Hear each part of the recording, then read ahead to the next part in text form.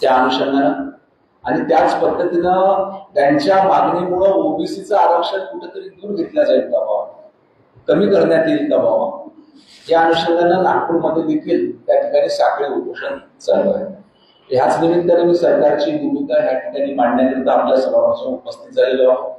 या ठिकाणी आदरणीय रामदाजी तळसे, आमचे कृष्णाभाऊ बोबडे आहे, सन्माननीय मेंढे साहेब आहेत, प्रतापदादा आहेत, प्रवीण भाऊ आहे, आदरणीय समीर भाऊ मेघे आहेत, इकडे आमचे सुधाकर भाऊ पोळे आहेत, आमचे मान्यवर काही पदाधिकारी देखील आहेत. उद्देश एवढाच आहे फक्त की मागच्या 4 दिवसापासून आणि मागे मी स्वतः देखील 4 दिवसापासून आता मी थेट मुंबईवरच आलो. 4 दिवसापासून मी मुंबईला होतो आणि मराठा समाजाच्या मागण्यांकरिता मनोज जरांगे पाटील यांच्या नेतृत्वामध्ये त्या ठिकाणी आझाद मैदानावर आंदोलन सुरू आहे. हे होत असताना त्याचा मुंबईतल्या सर्वसामान्य जनतेच्या जीवनमानावर काही ठिकाणी परिणाम होतोय का? अनेक नोकरदार वर्ग मुंबईमध्ये आपण बघतो की तो सर्वसामान्य माणूस आहे. अनेक विद्यार्थी, त्यांच्या शाळा, त्यांचे महाविद्यालय, आमच्या अनेक भगिनी ज्या रोज जाण्या येणार करतात. त्याच्यामुळं आपल्या माध्यमातून पुन्हा एकदा सरकारच्या वतीनं माननीय मनोज जरांगे पाटलांना विनंती करतो की सरकार निश्चितपणे हे मराठा समाजाला आरक्षण मिळालं पाहिजे याच्याकरिता सकारात्मक आहे. आपण जर बघितलं की 2014 पासून जेव्हापासून या राज्याचे मुख्यमंत्री सन्माननीय देवेंद्र फडणवीस साहेब आहेत, त्यांनी मराठा समाजाकरिता अनेक नवीन नवीन योजना त्या ठिकाणी तयार केल्या. मराठा समाजाकरिता आरक्षण देखील त्या ठिकाणी तयार केलं. आज आपण बघतोय की 10% आरक्षण त्या ठिकाणी आहे. मग आपल्या काळामध्ये राज्य सरकार 2-2.5 वर्ष दुसरं होतं. त्यांनी न्यायालयामध्ये योग्य भूमिका न मांडल्यामुळे न्यायालयात ते आरक्षण टिकू शकलं नाही. परंतु हे होत असताना दुसऱ्या माध्यमातून त्या ठिकाणी आपले अण्णासाहेब पाटील आर्थिक विकास महामंडळ असो किंवा इतर कुठल्या योजना असो, या माध्यमातून मराठा समाजातल्या युवकांना रोजगाराच्या संधी, व्यवसायाच्या संधी, वेगवेगळे स्किल डेव्हलपमेंट ट्रेनिंग प्रोग्राम या माध्यमातून मराठा समाजाच्या उत्थानाकरिता अनेक प्रयत्न त्या ठिकाणी केले. ओबीसीच्या संदर्भात सांगायचं झालं तर आतापर्यंत आपण बघितलं तर ओबीसीचं स्वतंत्र असं मंत्रालय आपल्या राज्यामध्ये अस्तित्वात नव्हतं. याच्यानंतर देखील आदरणीय देवेंद्रजींनी पुढाकार घेतला आणि स्वतंत्र ओबीसी मंत्रालयाची स्थापना आपल्या राज्यामध्ये त्या ठिकाणी केली आणि वेगवेगळ्या योजना ओबीसीच्या विद्यार्थ्यांकरिता देखील त्या ठिकाणी सुरू करण्यात आलेल्या आहेत. अशा वेळेस इतकं मोठं आंदोलन त्या ठिकाणी मुंबईत सुरू असताना साहजिकच ओबीसी बांधवांना, त्या ठिकाणी भगिनींना, ओबीसी समाजातल्या लोकांना धास्ती वाटणं साहजिक आहे की आपलं आरक्षण काढून त्या ठिकाणी मराठा समाजाला देण्यात येईल का, याबद्दल सरकार ठाम आहे. कुठल्याही परिस्थितीमध्ये ओबीसीच्या आरक्षणाला धक्का न लावता सरकार निश्चितपणे त्या ठिकाणी मराठा समाजाला आरक्षण कसं देता येईल याच्याकरिता प्रयत्न करीत आहे. आदरणीय विखे पाटील साहेबांच्या नेतृत्वात जी उपसमिती त्या ठिकाणी तयार झालेली आहे, याच्या वारंवार रोज बैठका, त्याचबरोबर शिष्टमंडळासोबत चर्चा देखील चालू आहे आणि निश्चितपणे त्यातून काहीतरी सकारात्मक तोडगा त्या ठिकाणी निघेल. आपली काही प्रश्न असेल का? हाताला जे आहे त्या जे आहे त्यांच्या देण्यामध्ये काही अडचण आहे. याच्यामध्ये देखील पडताळणी त्या ठिकाणी चालू आहे की जे त्या ठिकाणी हैदराबाद गॅझेटमध्ये दाखवण्यात आलेले आहेत यांना कशा पद्धतीनं आपल्याला त्या ठिकाणी ओबीसीचा दाखला त्या ठिकाणी देता येईल. शेवटी कुठलंही आपल्याला आरक्षण देताना ते आरक्षण कोर्टामध्ये टिकणं आवश्यक आहे. ह्या सर्वांचा कायदेशीर तपास करून त्या ठिकाणी हे करून निश्चितपणे त्याच्यावर देखील सकारात्मक विचार करा. संपूर्ण मराठा आहे हैदराबाद म्हणजे एकूण संपूर्ण मराठा लोक आहेत ते कुटुंबामध्ये सामील होणार आहे. ज्यांना त्याच्यामध्ये दाखवण्यात आलेला आहे यांना कशा पद्धतीने आपल्याला ओबीसी दाखला त्या ठिकाणी देत आहेत त्याच्यावर विचार चालू. तुम्ही म्हणता की ओबीसीच्या आरक्षणाला धक्का लागणार नाही, ओबीसी समाजाला आश्वस्त राहावं. मराठा समाजाचे तुम्ही कसे समजूत काढणार? कारण की मनोज जरांगे म्हणतात की मी ओबीसी अंतर्गत आरक्षण देण्याविरुद्ध ही त्यांची भूमिका थोडी मला असं वाटते आडमुठी वाटते. त्यांना सरकारनं अनेक वेळा विनंती केली. आपण जर का बघितलं असेल तर शिंदे साहेबांनी देखील म्हटलं की चर्चेच्या माध्यमातून त्या ठिकाणी काहीतरी तोडगा चर्चा होणं त्या ठिकाणी आवश्यक आहे. निश्चितपणे चर्चेच्या माध्यमातून त्यांना काही सकारात्मक तोडगा त्या ठिकाणी दिले. चर्चेचा जो प्रयत्न सुरू आहे ते चर्चेला तयार नाही, त्यांना आरक्षण व्हावं. मग यातनं सरकारकडे काय वेगळा पर्याय? सरकार चालू आहे वेगळं. आता आपण सांगितल्याप्रमाणे की आदरणीय विखे पाटील साहेबांच्या नेतृत्वामध्ये जी उपसमिती तयार करण्यात सर्व बाबी त्या ठिकाणी तपासत आणि कुठल्या माध्यमातून आपल्याला ह्या मराठा समाजाला अजून आरक्षण वाढता येईल त्याच्यानंतर म्हणूनच आदरणीय देवेंद्र फडणवीस साहेबांचं म्हणणं किंवा महायुती सरकारचं म्हणणंच याच्याकरता आहे की जे आपल्याला अशा पद्धतीनं आरक्षण द्यायचं आहे की जे त्या ठिकाणी कोर्टामध्ये टिकलं पाहिजे, न्यायालयामध्ये टिकलं पाहिजे की चुकीचं सरकारचं आहे. पण ते मग केंद्र सरकारच करू शकेल, म्हणजे जर 50%चा वर आपल्याला जायचा आहे आपल्याला एकदा इथून सर्व कायदेशीर बाबी तपासून त्यानंतर जो अहवाल आपला कोर्टामध्ये टिकू शकतो त्याच पद्धतीचा प्रस्ताव आपण त्या ठिकाणी केंद्र सरकारकडे त्याच्यावर काहीतरी छोटी आंदोलकांची भूमिका आणि सरकारनं तयार केलेली भूमिका याच्यामध्ये एकमत त्या ठिकाणी व्हायला पाहिजे.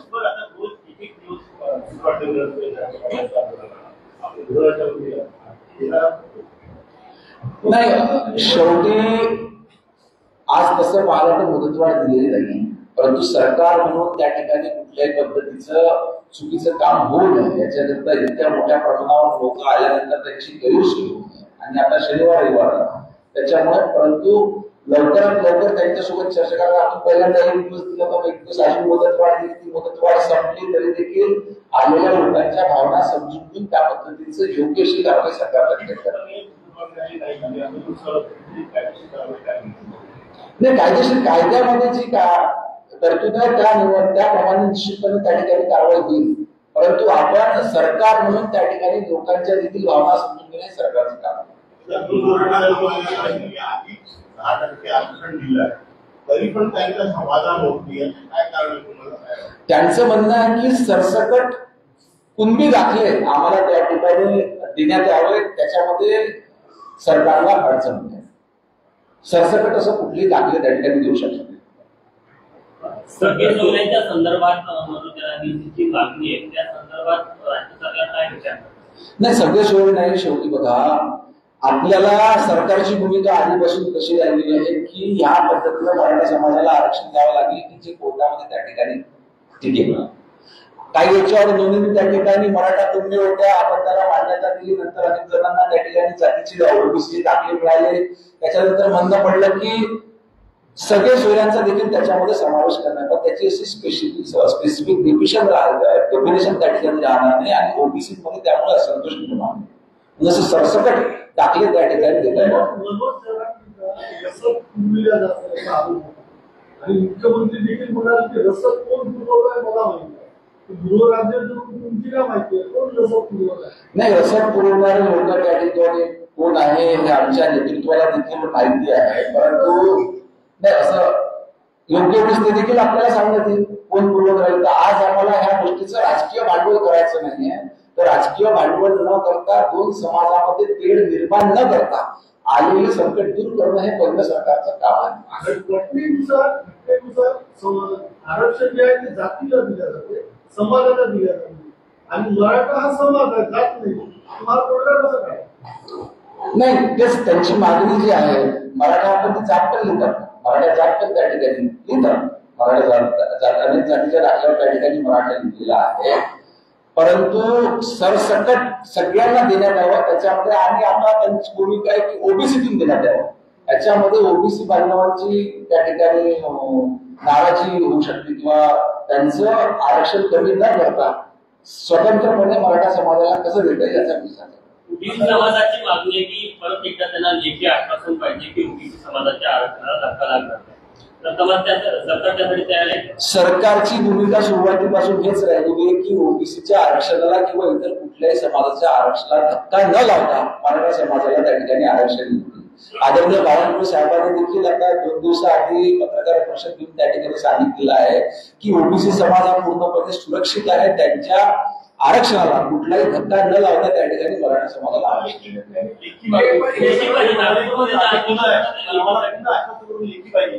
जे त्या ठिकाणी होणारच नाही. सरकारचा प्रत्येक प्रतिनिधी त्या ठिकाणी माननीय मुख्यमंत्री महोदयांनी देखील स्वतः सांगितलं आहे की ओबीसीच्या आरक्षणाला त्या ठिकाणी कुठे धक्का पोहोचणार.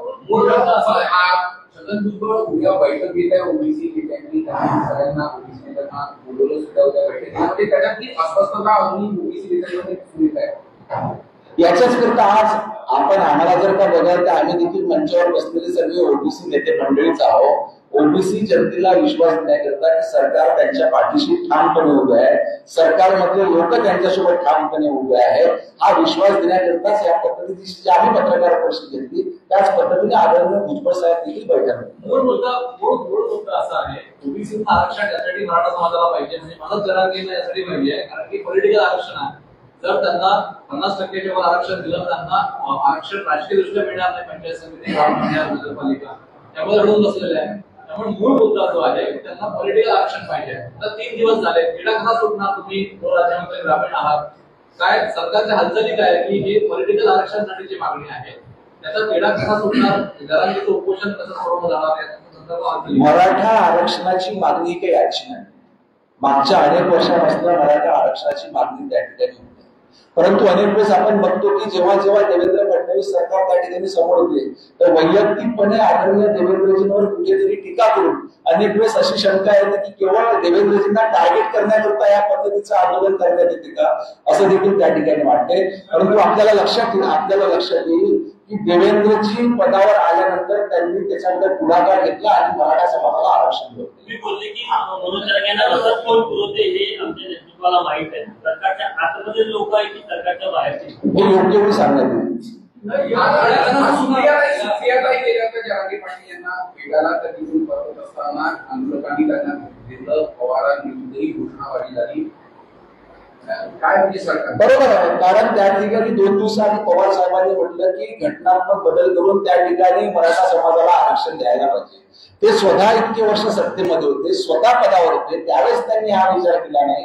स्वतः ते मराठा समाजाचे आहे आणि आता जेव्हा चुकीच्या पद्धतीने त्या ठिकाणी बोलताना करून मराठा समाजाच्या भावना भडकविण्याचा प्रयत्न हा पवार साहेबांच्या माध्यमातून झाला आणि हे लोकांना त्या ठिकाणी लक्षात आलं, त्याच्यामुळे सुप्रियाला त्या ठिकाणी त्या लोकांनी ऑलरेडी सांगितलं होतं की मी येणार आहे, मुंबईला येणार आहे. तर आपण थोडं अंडर एस्टिमेट केलं का त्याला? कारण आता तिथे जरा कायदा सुव्यवस्थेचा इश्यू झालेला आहे, जी आम जनता आहे त्याला आता त्रास होतोय. 1, 2, 3 दिवस जसं हे वाढेल त्रास वाढेल, तुम्ही जरा अंडर एस्टिमेट केलं असं वाटतं?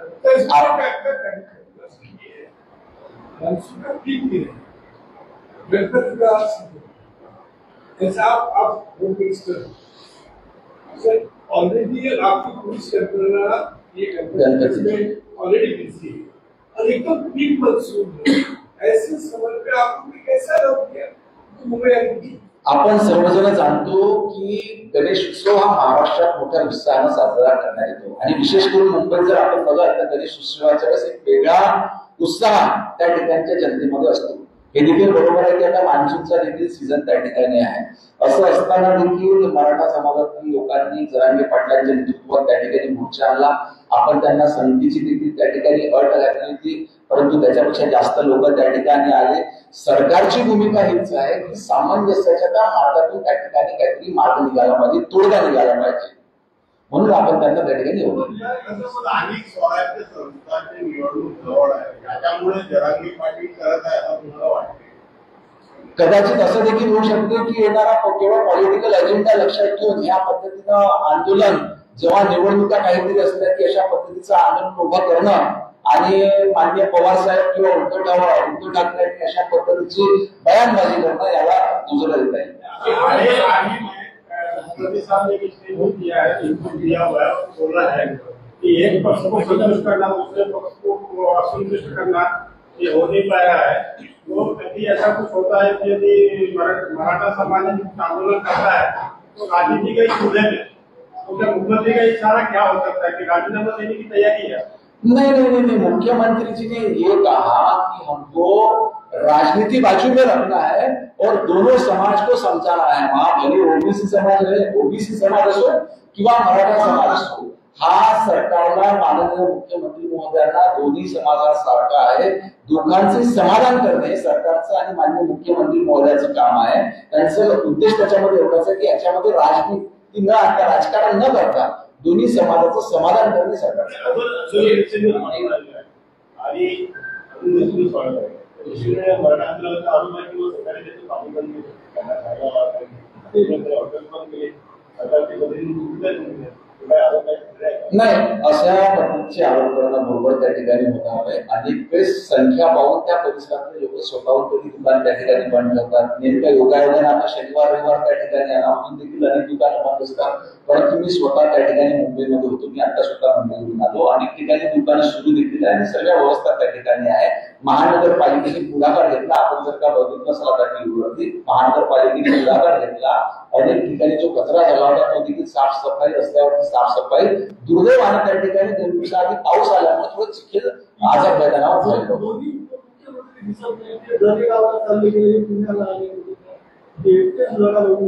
नाही, आदरणीय मुख्यमंत्री महोदयांसोबत दोन्ही उपमुख्यमंत्री निश्चितपणे सोबत आहे. सर्व त्यांचा विचार करूनच पुढची रणनीती तयार करतात.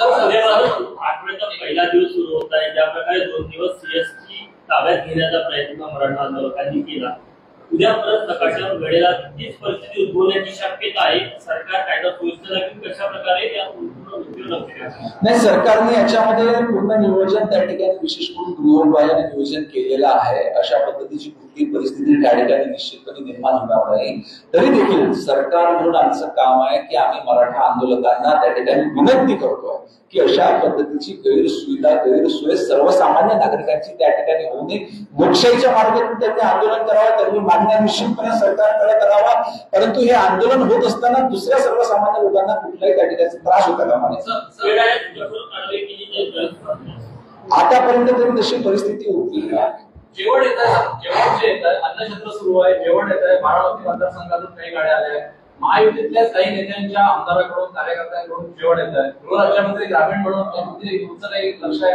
गाड्याकडून येत आहे, अन्नछत्र पण चालवत आहे. कोणाचं जेवण किंवा अन्न थांबवणे हे काही उचित त्या ठिकाणी होणार नाही. अन्न देणं हे पुण्याचं काम आहे, परंतु चालू असलेलं काम काय याच्यावर देखील पुढाकार घेणाऱ्यांनी त्या ठिकाणी कुठेतरी विचार केला पाहिजे की आपल्या मागण्या मान्य करण्याकरिता, मंजूर करून घेण्याकरिता आपण त्या ठिकाणी समाजातल्या दुसऱ्या भागाला कुठेतरी अडचणीत आणतोय का याचा विचार होणं जागतिक स्तरावरचं शहर आहे, देशाची आर्थिक राजधानी आहे. तिथे कशा पद्धतीने सगळं व्यवस्था आहे, दक्षिण मुंबईत भागाकडून आंदोलन होत आहे. एकूण सगळ्यांचं लक्ष संपूर्ण जगातील लक्ष असतं त्या शहरावर. आपण सर्व जाणतो की मुंबई ही आपल्या देशाची आर्थिक राजधानी आहे. या ठिकाणावरून संपूर्ण देशातूनच नाही तर जगातून लोक या ठिकाणी येत असतात. दैनंदिन व्यवहार देखील मोठे आहे. अनेक मोठा नोकरदार वर्ग या ठिकाणी आहे, अनेक विद्यार्थी आहे. असं असताना अशा पद्धतीचं आंदोलन त्या ठिकाणी जर का झालं तर रोजचं दैनंदिन जीवन त्या ठिकाणी डिस्टर्ब होऊ शकते. म्हणून आमची सरकारकडनं वारंवार आंदोलकांना विनंती आहे की आपला आंदोलन निश्चितपणे लोकशाहीच्या मार्गाने त्या ठिकाणी असलं पाहिजे. आम्ही आकडा देखील त्यांना सांगितला होता की 5000च्या संख्येमध्ये आपण त्या ठिकाणी यावं व लोकशाहीने आपण त्या ठिकाणी आंदोलन करू शकता. परंतु 5000 पेक्षा जास्त लोक त्या ठिकाणी त्या परिसरामध्ये आलेले आहे.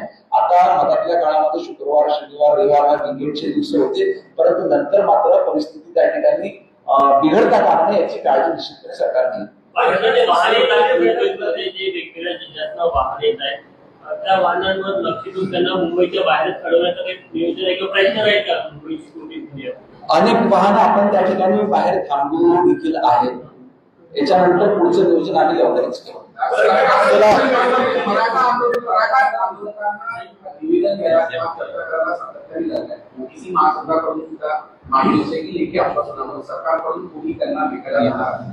आपण बघितलं आहे की माननीय मुख्यमंत्री महोदयांनी वारंवार सांगितलेलं आहे की ओबीसी समाज असो किंवा इतर कुठलाही समाज असो त्यांच्या मूळ आरक्षणाला कुठलाही धक्का न देता त्या ठिकाणी मराठा समाजाच्या आरक्षणावर सरकार त्या ठिकाणी मार्ग काढेल. परंतु पुन्हा एकदा आपण हा मुद्दा समजून घ्या की जेव्हा केव्हा हे आंदोलन उभं होते तेव्हा राज्याचे मुख्यमंत्री देवेंद्र फडणवीस यांना टार्गेट करून हे आंदोलन त्या ठिकाणी होतात का? एका राज्याचा मुख्य व्यक्ती याच्याबद्दल शिवाय भाषा वापरणे हे योग्य आहे का? हा देखील त्या ठिकाणी विचार झाला पाहिजे. धन्यवाद. आपण सर्वजण या ठिकाणी विरोधी मामला